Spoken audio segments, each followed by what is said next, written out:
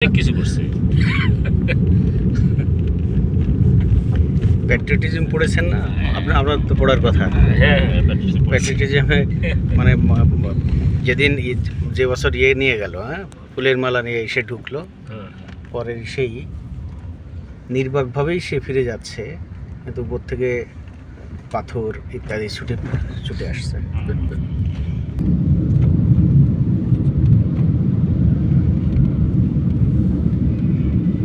বিয়ে করতে গেলে সেই খরচটা সরকার বহন করতো। তারপরে তেলের পোর্শন, সেই দেশের মানুষ কি নির্মমভাবে করলো। হ্যাঁ, একটা জিনিসের অভাব ছিল, সেটা সত্য। কি সেটা? টানেল, কর্ণফুলী টানেল, ওজন মাপার ওজন স্কেল। আচ্ছা, ওয়েট স্কেল টানেলের। বোধ করি মানুষের আসলে যাই কিছু করবে। সামনে আসবেন স্যার? না, এখান থেকে নিয়ে নেব।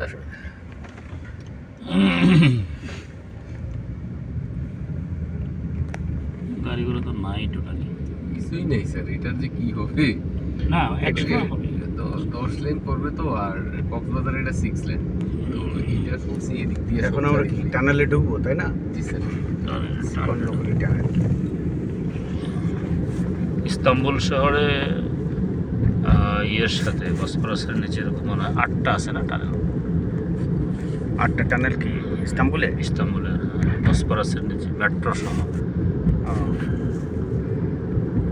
এই আমরা ঢুকছি, টানেলে ঢুকছি। কি লেখা আছে? কর্ণফুলী টানেল। কর্ণফুলী টানেল বাংলা ইংলিশে লেখা আছে, চাটগাঁয়া ভাষায় নাই। হ্যাঁ, দূর থেকে এটাকে অন্ধকার মনে হচ্ছিল। এই সুন্দর এই যে ঢুকে গেলাম আমরা,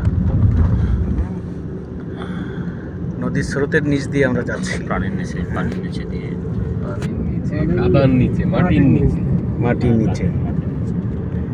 ক্যালকাটায় যে মেট্রো রেল আছে, মেট্রো রেলও কিন্তু এই একই রকম, একই রকম পানির নিচে দিয়ে। আমার অবশ্য একাধিকবার যাওয়ার সৌভাগ্য হয়েছে। লাইট জ্বলছে, সুন্দর। দুপাশে কি ফুটপাতও আছে নাকি?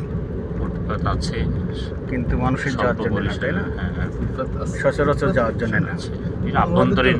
আভ্যন্তরীণ চলাচলের জন্য। ওনাদের ওই যে এখানে যে স্টাফ, এখানে যারা মেইনটেনেন্সের সাথে সম্পৃক্ত, তারা তাদের যাতায়াতের জন্য এটা সুন্দর লাগছে রিয়েলি, তাই। লাইট নাই, এর হাইট খুলে দিলে আরো সুন্দর। হ্যাঁ, লাইট থাকলে। এটা একটা ওয়ান কার্স অফ দর্শনীয় স্থান, বহুল ব্যবহৃত না হলেও। এটা এই যে আমরা পার হয়ে চলে এসেছি নাকি? এই যে উঁচু, দেখা যায় উঁচু, গ্যাসের উঁচু না। ও আসলে উঁচু না, দেখা যাচ্ছে উঁচু। দারুণ তো দৃষ্টিভ্রমটা। দেখা যাচ্ছে উঁচু, কিন্তু এখনো নিচের দিকে যাচ্ছি আমরা। হ্যাঁ, কিন্তু মনে হচ্ছিল যে আমরা উপরের দিকে উঠবো। আসলে উঁচু না। উঠে চলে গেছে। মানে আমার সোনার বাংলায় যে এগুলো হবে, আমরা ছোটবেলায় ভাবতেই পারিনি। এটা আসলে আশ্চর্য বিষয় আমাদের দেশের জন্য, অপূর্ব সুন্দর। এখন আবার দেখে মনে হয় যেন সমতল। তখন কেন হাইট মনে হচ্ছিল? তখন ভালো, এরকম দৃষ্টিভ্রম হওয়া ভালো না? বাঁকা থাকলে এটা হয়। তখন আমাদের যেমন ওই যে আবার একটু বাঁক, চিন্তা গবেষণা একটু বেশি কাজ বাঁকের করবে। কারণে আবার ওইটা উঁচু মনে ও হচ্ছে। লাইট রিফ্লেক্স আর কি।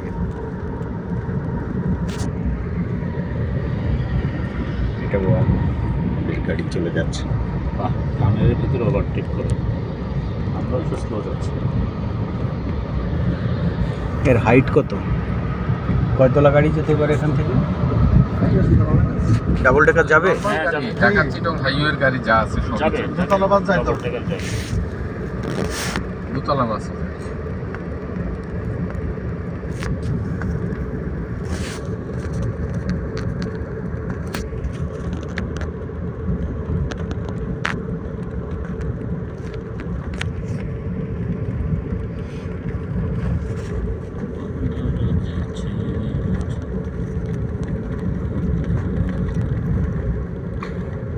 ওর 4 মিনিট 4.5 মিনিট অলরেডি হয়েই গেছে। আমরা যদি একটু স্লো যাচ্ছি।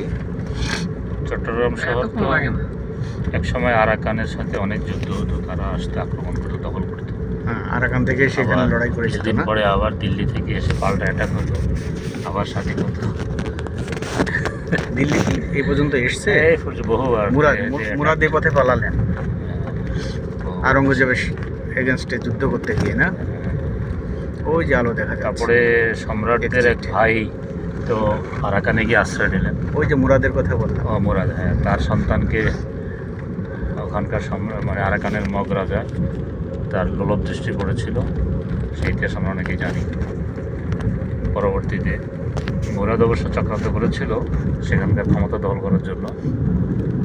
তো সেটাও মনে করি যে আরাকানদের সাথে মানে মুসলিমদের সাথে তাদের যে একটা দ্বন্দ্ব সৃষ্টির একটা ঐতিহাসিক কারণ। আমরা এখন শেষ প্রান্তে মানে আনোয়ারা প্রান্তে। জি, এটা হচ্ছে আনোয়ারা প্রান্ত। আনোয়ারা প্রান্ত এটার এক্সিটটা ওখানকার এন্ট্রির মতো সমান একই ডিজাইনের, একটা সামিয়ানার মতো টানানো আছে উপরে। সামিয়ানার মতো, ঠিক ভালো উদাহরণ দিয়েছেন। এই বের হয়ে এলাম। বামে কি নদী বা খাল কিছু? ওই যে একটা নদী বা খাল মতো দেখা যায়। যে টাপ্পু এদিকে সব।